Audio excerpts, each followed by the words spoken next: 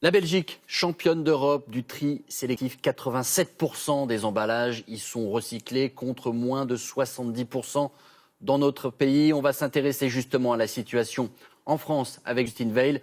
Mais d'abord, direction Bruxelles où, vous allez le voir, le tri est une habitude désormais bien ancrée chez les particuliers. C'est un reportage de Valérie Lerouge et Frédéric Furnemont.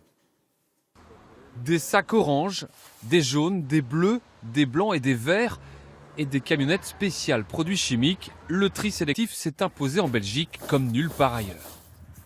Aujourd'hui, c'est enlèvement des sacs verts à Bruxelles. Cette jeune maman en profite pour arracher ses mauvaises herbes.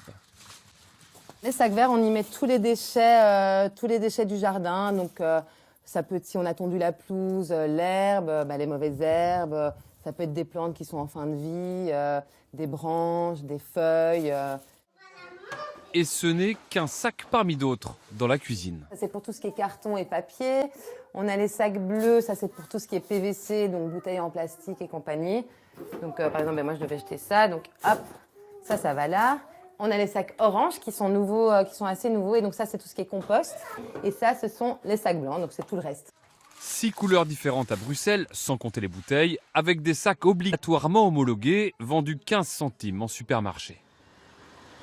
Et pour encourager les habitants à recycler aussi les produits chimiques, la ville a mis en place une tournée de ce petit camion, désormais bien connu des Bruxellois.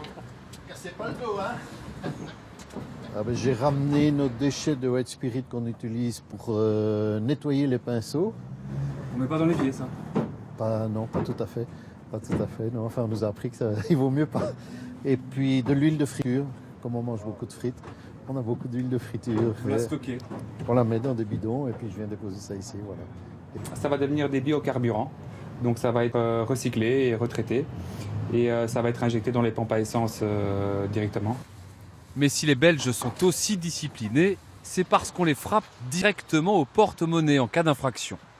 Chaque jour à Bruxelles, 500 sacs blancs prévus pour les déchets non recyclables sont prélevés dans les rues par cette police du tri. Alors là, je prends des sacs pour les vérifier, pour que le tri soit bien fait.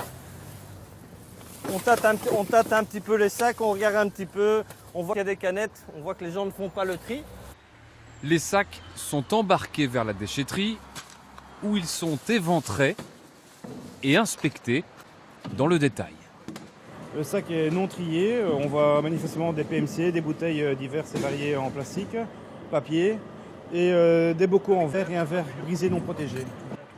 Et ces fins limiers trouvent toujours un indice pour identifier le propriétaire du sac et le poursuivre.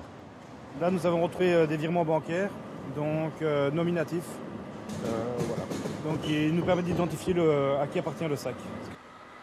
Le contrevenant devra payer 125 € minimum. 2200 PV ont été dressés l'an passé. Les Belges classés meilleurs trieurs en Europe peuvent donc encore mieux faire. Voilà donc pour la situation en Belgique. Justine Veil, bonjour en France. Bonjour.